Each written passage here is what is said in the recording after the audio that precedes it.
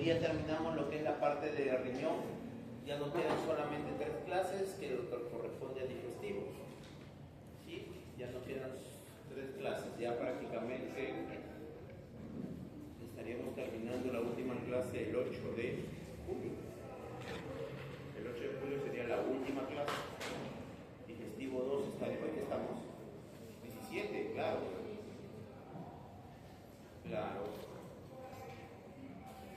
Claro, está bien porque estamos 17. El 24 hacemos digestivo 1.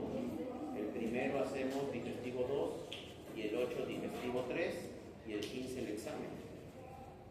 O sea, prácticamente en 4 miércoles. ¿Listo? Muy bien. Así que...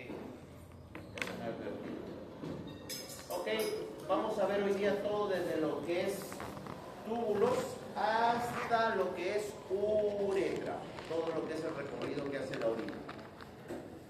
Acá tenemos un paciente que llega a urgencias con una deshidratación severa, está totalmente deshidratado, está desubicado en tiempo, espacio y persona, ¿no? Las mucosas están secas, hipotenso, ¿sí? Deshidratación. Y ustedes ya han visto, ya han llevado salud pública. ¿En salud pública han visto deshidratación o no? ¿Sí?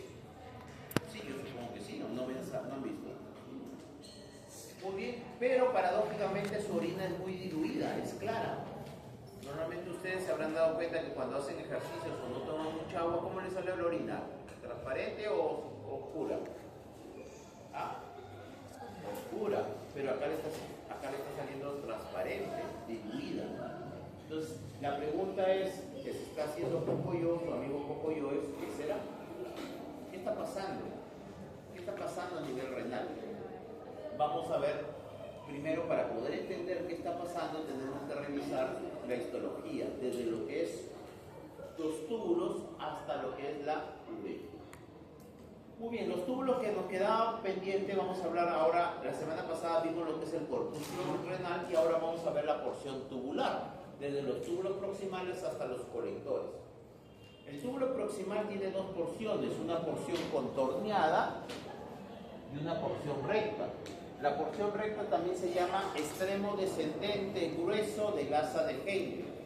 Por eso que en la práctica tiene que poner asa delgada de Henle para diferenciarlo de esta porción proximal. O sea, el asa de Henle tiene porciones gruesas y delgadas. Las porciones gruesas vienen a ser parte del proximal y parte del distal.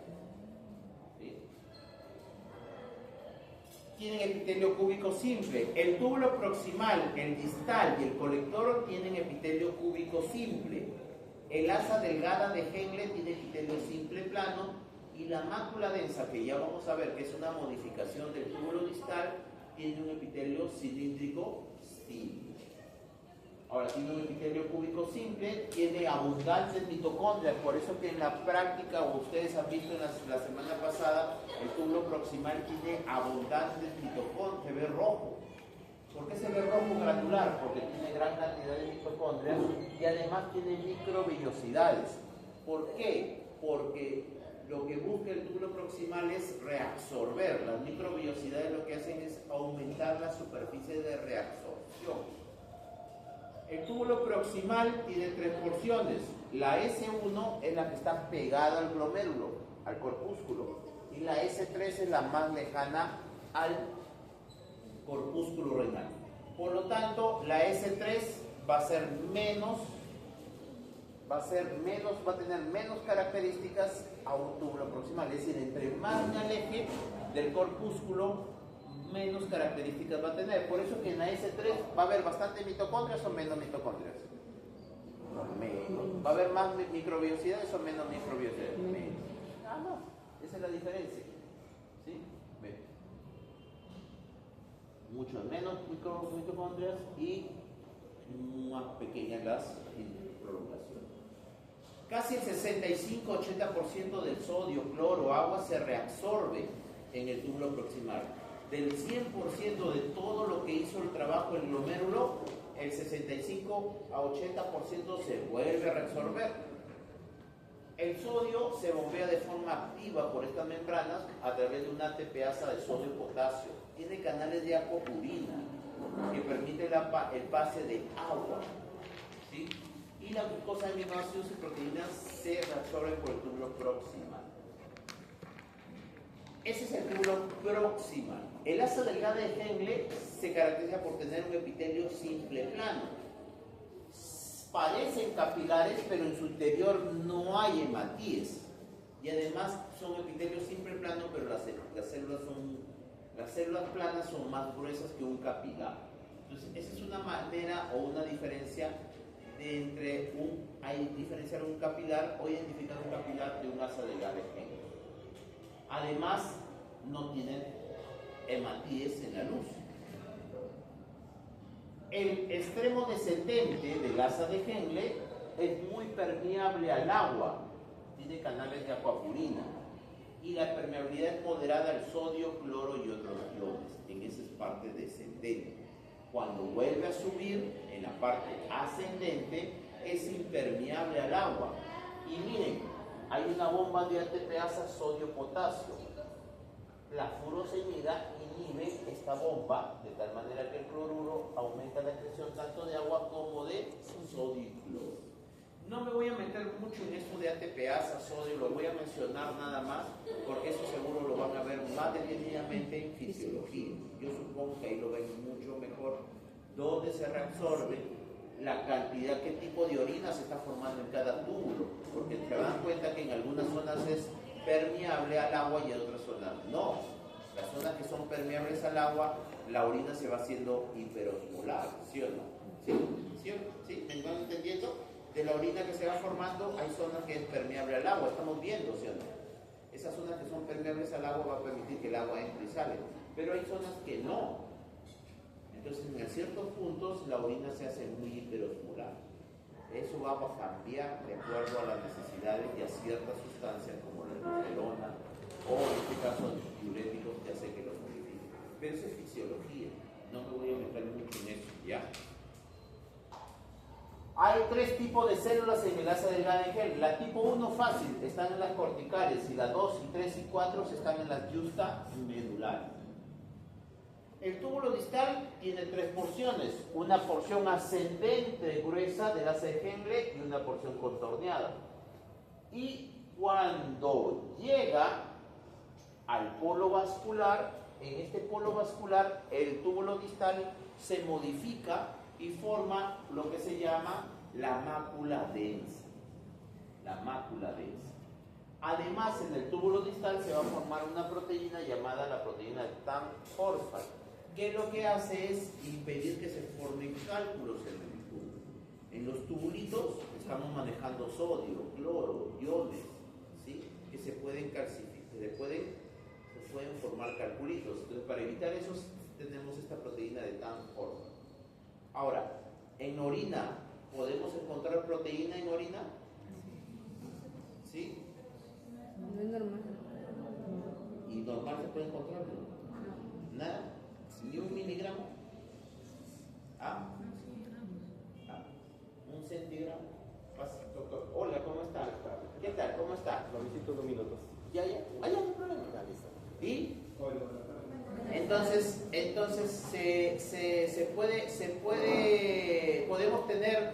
podemos tener proteína en orina o no podemos tener proteína en orina. Nada, ni una gotita. ¿Por de dónde? Sí se puede, pero no debería, total. ¿Ah? ¿Ah? ¿Hay o no hay? Sí puedo salir a la fiesta, pero no se debe. ¿Cómo es? Sí debo ir a la feria, pero no se debe. O no se debe, pero sí voy. ¿Cómo es? No entiendo. Sí se puede encontrar proteína en orina hasta 150 miligramos. ¿De dónde viene esa proteína? ¿Del glomérulo? ¿De dónde? Del túbulo distal. Esa proteína que yo puedo encontrar en la orina hasta 150 miligramos no es del glomérulo, es proteína que se forma en los túbulos, que es la proteína de Tan-Horfman, pero es poquito. Poquito, es casi nada, son 150 miligramos. Más de eso sí es patológico. Si encuentro 200, 300, 400, es más. ¿Se acuerdan? Si la proteína, no solamente hay que ver qué proteína es, porque ojo, así sea, y ahí si encuentro, por ejemplo, encuentro por ejemplo que la proteína solamente es albúmina. ¿Ese es patológico o no? ¿Así sea 1 miligramo o no? Sí, porque esa albúmina ¿de dónde vino? No vino del túbulo distal. ¿De dónde vino? Del glomero. Ven cómo todo es relativo. Tengo que ver. Ahí digo, doctor, ¿pero qué tipo de proteína estamos? ¿Es una proteína selectiva o no selectiva? ¿El propio es albúmina? Ah, si es albúmina, eso sí. Así sea un centigramo, no hay. Eso viene de arriba, del glomero. Pero si es una proteína que no es albúmina, puede ser que esa pequeña cantidad sea de los túbulos. Los túbulos contorneados distales también son cúbicos simples y los túbulos contorneados distales son más cortos que los túbulos contorneados proximales.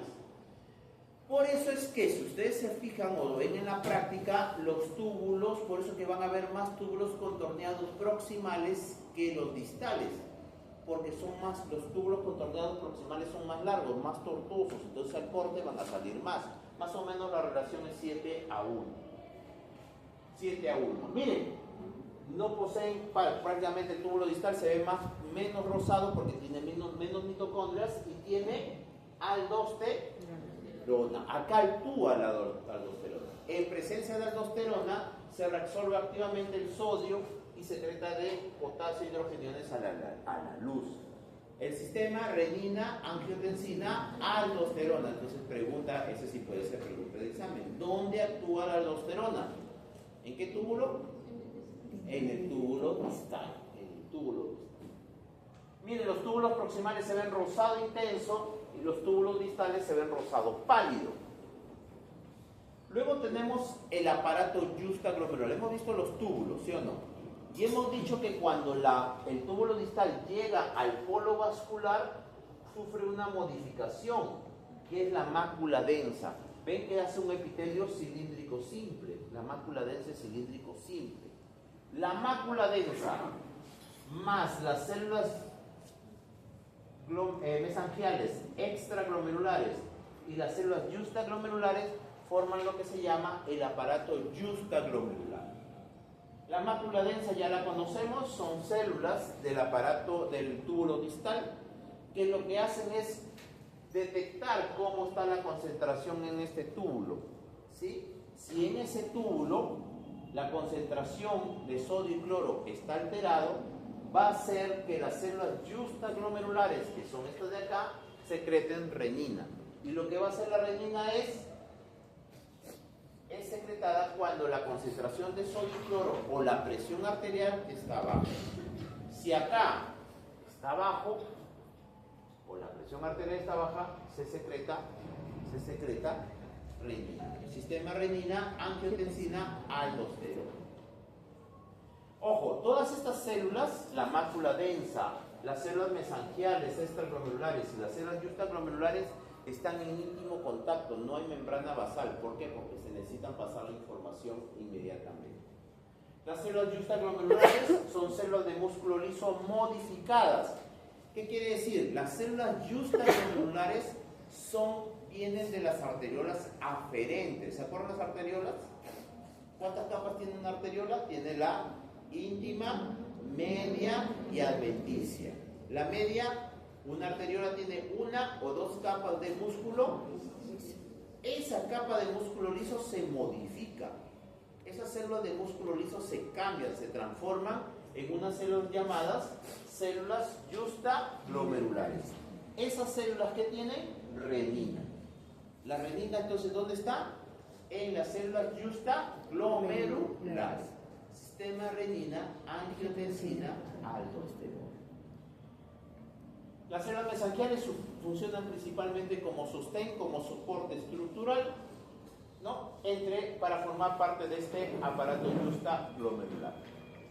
Y terminamos en los túbulos colectores.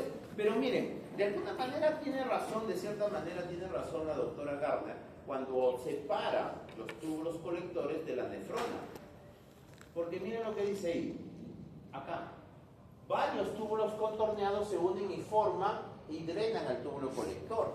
Quiere decir que el túbulo colector no es único, sirve para varios túbulos distales.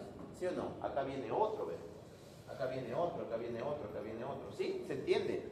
No es, entonces por eso es que tal vez lo ha separado.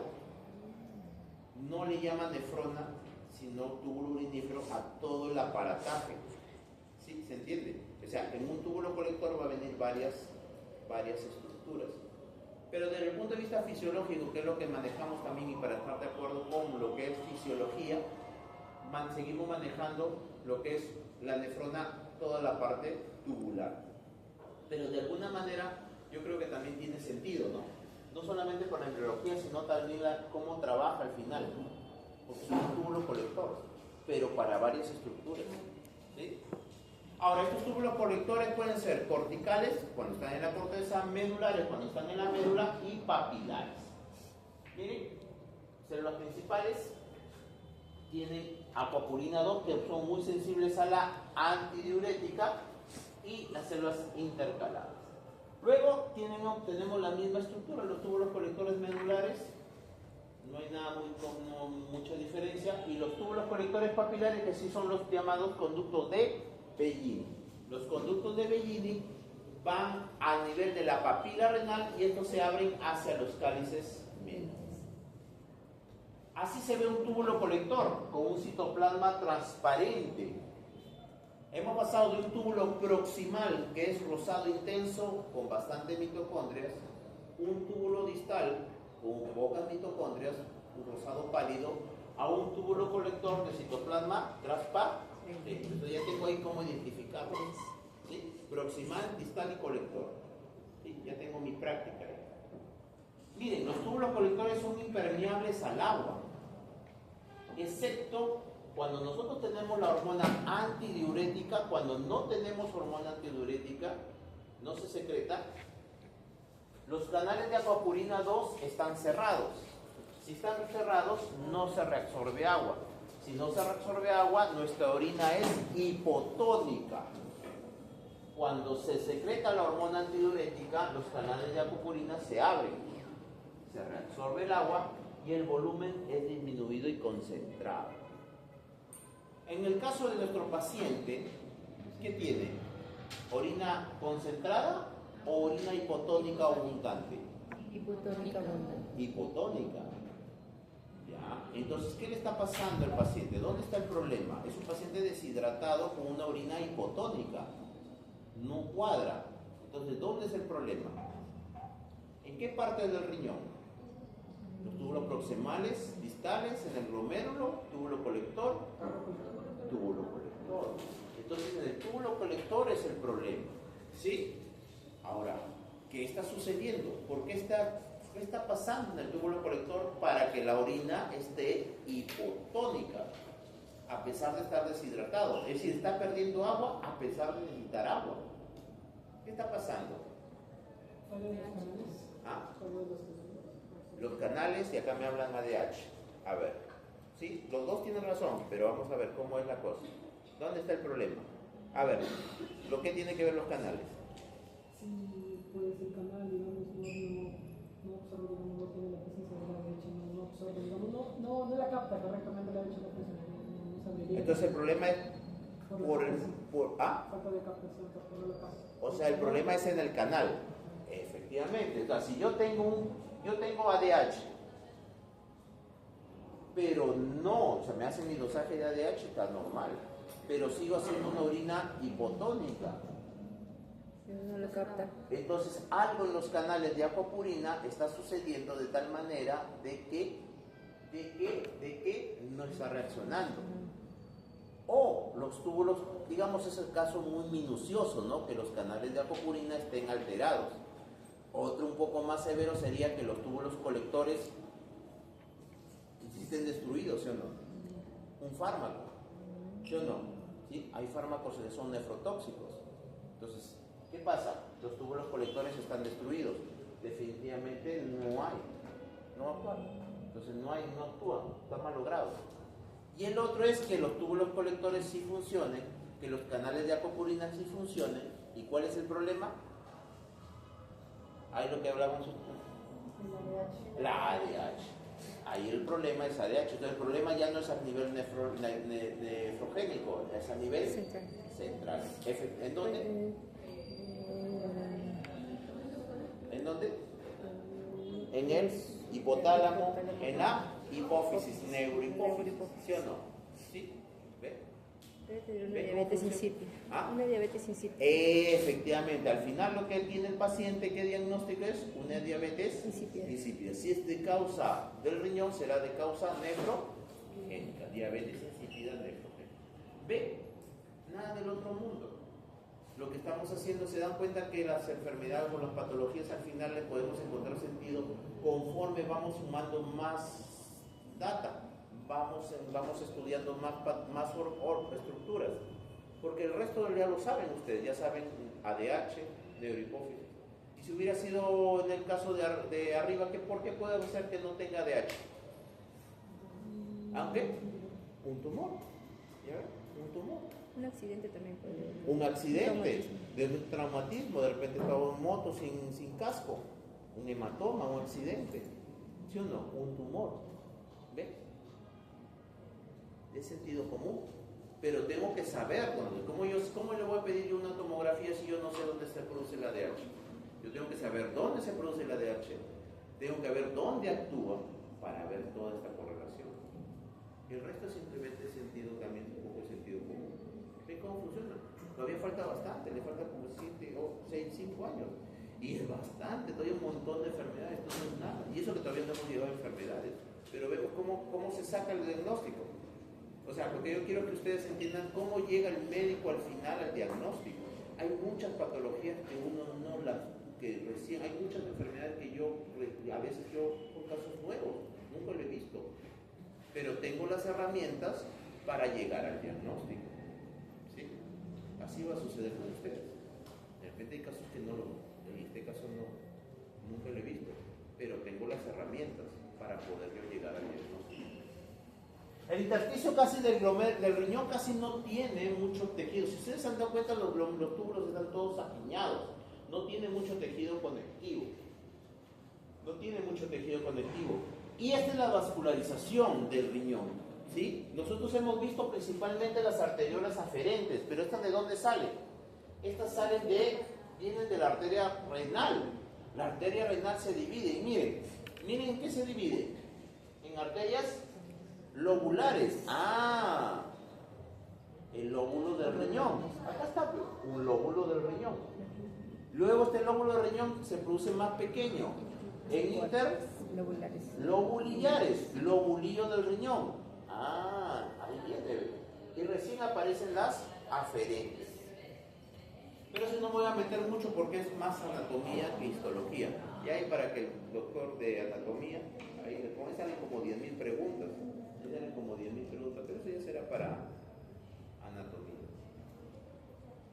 Listo. Y hemos visto que los túbulos lo que hacen es reabsorber agua, secretar agua, impermeable a la urea, reabsorben urea, cloro, agua, potasio, todo eso, ¿sí o no? Pero eso lo reabsorben ¿hacia dónde? Vuelve otra vez a la sangre. Quiere decir que todos los túbulos que hemos visto a su alrededor tienen gran cantidad de capilares. Por eso que las nefronas corticales, toda esa red de capilares que está a su alrededor, recibe el nombre de red peritubular. ¿Qué es la red peritubular? Son la serie de capilares que están alrededor de los túbulos de las nefronas corticales. Claro, porque esa agua que se reabsorbe, ¿a dónde va? No se queda en el intersticio, tiene que regresar otra vez a la sangre. Ese sodio a la sangre, ese potasio a la sangre. Hay una red de capilares, eso se llama red peritubular. Y miren, interesante, los capilares endotelio, en esas células se produce la eritropoyetina. ¿Y la eritropoyetina para qué sirve? Para la producción de glóbulos rojos. E interesante. Entonces, un paciente con insuficiencia renal crónica terminal, ¿producirá eritropoyetina? No. Entonces tendrá... Anemia. Sí, ahí está. Uno de los síntomas de un paciente con insuficiencia renal crónica terminal es... Anemia. No es necesario yo que me aprenda todos los síntomas de un paciente con insuficiencia renal crónica terminal. ¿Ya me entienden por dónde va? ¿Sí? Otros dicen que también pueden ser de las células intersticiales de la corteza o de la médula. Y lo mismo sucede en las células justamedulares. Las células justamedulares también tienen una red de capilares que en este caso recibe el nombre de vasa recta, vasos rectos. ¿Ya? Vasos rectos. Los vasos rectos, entonces, ¿qué son? Son la red de capilares que está alrededor de los túbulos, pero de las nefronas justamedulares. Tal vez los vasos rectos sean los vasos más importantes porque, como ya saben, las nefronas justamedulares son las que más intervienen en el control hidroelectrolítico. Entonces, al final, este paciente que tenía un daño, ¿dónde? ¿Qué parte del riñón puede estar dañado? Los túbulos colectores. O sea, sería ¿y qué enfermedad tiene? Diabetes. ¿Central o nefrogénica? Nefrogénica. Tiene origen en el riñón. Sencillo. ¿Cómo llegaron al diagnóstico? ¿Sí o no? Ahora, la pregunta es, aquí podríamos hacer, ¿qué exámenes laboratoriales le voy a pedir? O sea, ¿qué exámenes le voy a pedir? ¿No? Pero ya van saliendo. Hasta ahí hemos visto todo lo que es riñón. ¿Sí? Hasta ahí hemos visto todo lo que es riñón. Ahora, vamos a ver toda la parte excretora. Este es más sencillo porque este prácticamente es lo mismo. Toda la parte excretora, desde los cálices menores hasta la uretra, tenemos el mismo tipo de epitelio, que se llama urotelio. ¿Ya? El urotelio es un tipo de epitelio, no es un nombre, en este caso coincide, es un tipo de epitelio, urotelio o epitelio urotelial. El urotelio tiene esta forma, tiene dos formas, cuando está distendido y cuando está relajado. Por eso es que no lo podemos encajar, por eso es que el urotelio lo sacamos de nuestra clasificación. ¿Se acuerdan de histología 1? ¿Sí? Histología 1, clasificación de epitelios. En este caso, aquí teníamos el urotelio aparte. El urotelio, estas células que tienen forma de cúpula, se llaman células en sombrilla. Células en sombrilla. ¿No? Son las células en sombrilla. En estas células, el urotelio no es lo mismo el urotelio en los cálices que en la vejiga. La vejiga es mucho más grande, tiene más capas, pero normalmente de 6 a 8. De 6 a 8. Las células estas en cúpula, estas células en sombrilla, tienen esta capacidad de plegarse entre ellas, se plegan, por eso tienen esta parte plana. Y los cálices menores, la pelvis renal, tienen la misma estructura. Tienen un urotelio, se apoyan sobre una lámina propia y una capa de músculo liso. Nada más, no tiene nada más. Prácticamente es una mucosa urotelial, ¿sí o no? Epitelio más lámina propia y una capita de músculo. Nada más. Eso es los cálices y la pelvis renal. El uréter sí cambia. El uréter, la vejiga y la uretra tienen las mismas capas. Tienen 3 capas. Mucosa, que es urotelio más lámina propia. Muscular, que es músculo liso. Los 2 tercios proximales es circular externa, longitudinal interna. Ojo, en digestivo, que vamos a ver la siguiente clase, es al revés. Tengan bien claro, semicircular externa, longitudinal interna. Y el tercio distal del uréter se agrega una tercera capa. ¿Por qué? Porque la vejiga tiene 3 capas. Entonces 3 capas más 3 capas se mezclan bien. Como que se va preparando el uréter para unirse a la vejiga. Y la adventicia que tiene tejido conectivo. No se olviden que el uréter es retroperitoneal, es atrás. ¿Ya? Es atrás.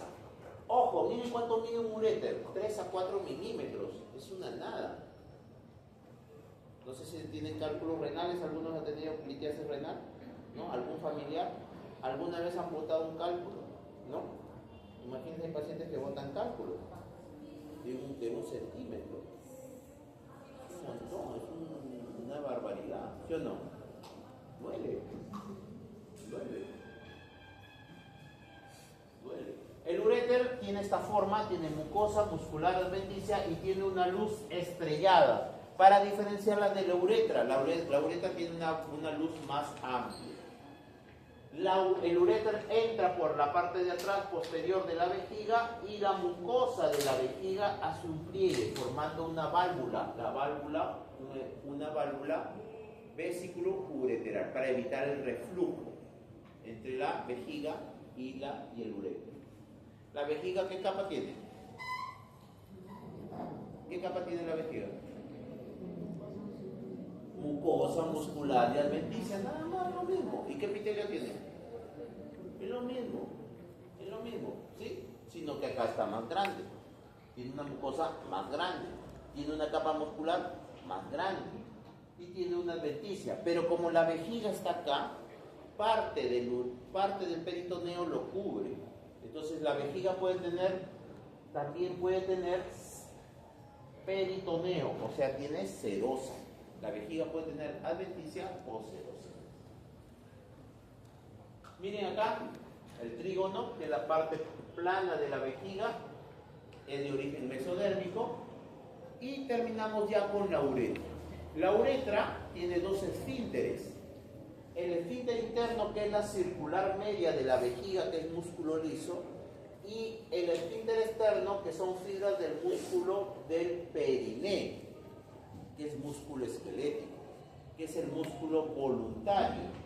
Entonces, cuando ustedes tienen una emergencia, cuando están en el combi y le faltan 5 cuadras para llegar a su casa, ¿con qué es lo que hacen? ¿Ajustan o no ajustan? ¿Sí? ¿Sí? ¿Ajustan o no ajustan? ¿Sí? ¿Pero qué están ajustando? ¿Qué están ajustando? El esfínter externo. El esfínter externo, o sea, ¿están ajustando qué? El periné. Están ajustando el periné. Ni sabían que estaban ajustando, solamente sentían que estaban ajustando, pero están ajustando el periné, están ajustando. Ahora, ¿nosotros siempre hemos tenido control de ese periné o no? No, por eso tenemos usado pañales o no. Ustedes ya nacieron ya de frente, ¿no? Van hasta que agarren madurez, ¿no? Nerviosa y muscular, hasta poder controlar el esfínter. La uretra femenina es más corta, 4 a 5 centímetros. Por eso es que las mujeres tienen mayor riesgo de hacer infección urinaria. Ojo, además, esta zona del toda esta zona del periné va a cambiar. ¿Sí o no, licenciado? ¿Cambia esa zona del periné, sí o no? ¿Es lo mismo el periné de una mujer de 20 años que una de 60? No. ¿Cuál es más flácida? La de 60. La de 60 tiene esto de acá, es mucho más flácido. Por eso es que va a poder contener la orina. Entonces, incontinencia urinaria. Acá la licenciada también. Entre más partos tenga o no tenga, ¿qué va a pasar con ese periné? ¿Ah? ¿Ah? ¿Qué va a pasar con ese periné? Se vence. Entonces de aquí de repente algunos se van a encontrar en aniversario de 30 años de egresadas. ¿Cuántas hijas tiene? Yo tengo 3, 4 tiene, y todos vaginales. ¿Cómo está ese periné? ¿Sí? ¿Distendido, sí o no? Claro. Entonces, incontinencia. O no sé si todavía se seguirá usando la episiotomía. ¿Se sigue utilizando o no? ¿Sí? La episiotomía. ¿Qué es la episiotomía? ¿Qué consiste? Un corte.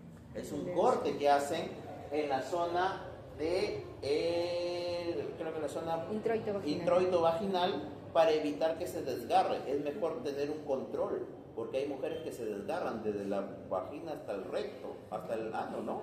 Entonces, porque el niño es muy cabezón, entonces se desgarra, toda esa zona se desgarra, es desgarro. Entonces mejor hacen un corte limpio para que la cabeza salga y después ustedes lo suturan. ¿Sí? Eso es lo que van a hacer. Bienvenidos a la medicina. Si no se desgarran, eso es un problema. Acaban en sala. ¿Ah? Acaban en sala. Acaban en sala. Claro, es un problema. Tienen que tomar, y esa decisión la tienen que tomar ahí, ¿no? Se tiene que tomar una decisión ahí. ¿Qué hago? Porque el doctor promete, ¿cómo hace para salir? Bienvenidos a la medicina. Ahí está. Ustedes pensaban que iban a estar en su consultorio recetando nada más. Miren la uretra, ¿cómo está? La uretra es redonda. ¿Se acuerdan del uréter? El uréter era estrellado. La uretra femenina igual, tiene mucosa, muscular y adventicia, nada del otro mundo. ¿Cuál es la diferencia? Se dan cuenta de que, ahora sí, si bien es cierto, les he dicho que urotelio hay desde cáliz menor hasta uretra, pero miren, no toda la uretra es epitelio urotelial. Vamos a ir cambiando hasta terminar un epitelio estratificado plano no queratinizado. No queratinizado. Después el resto es similar. La uretra masculina va a cambiar porque anatómicamente es diferente y va a cambiar de acuerdo a la zona. Cuando pasa por la próstata será, cuando pasa por la membrana perineal, cuando pasa por el pene, perineal. Sencillo. Y cada uno tiene, ¿ven? Epitelio transicional urotelial. La membranosa ya va cambiando a un seno estratificado cilíndrico o cilíndrico estratificado, y acá va cambiando a todos estos epitelios hasta llegar a un epitelio estratificado plano no queratinizado. La uretra membranosa tiene una glandulita adyacente, que son las glándulas bulbouretrales o de Cooper, que son glándulas mucosas, y la uretra penial. Ojo, las glándulas del Littré están tanto en la uretra masculina como femenina. Acá está bien claro. Están en la uretra masculina y femenina. En las dos se pueden encontrar glándulas de Littré. O sea, las glándulas de Littré, ¿dónde se encuentran? ¿En dónde? En la uretra. Para terminar, en un epitelio estratificado plano no queratinizado en la fosita navicular. Muy bien, ¿algún comentario, pregunta? ¿Nada? ¿Se entendió? Muy bien, entonces eso hasta ahí hemos terminado todo lo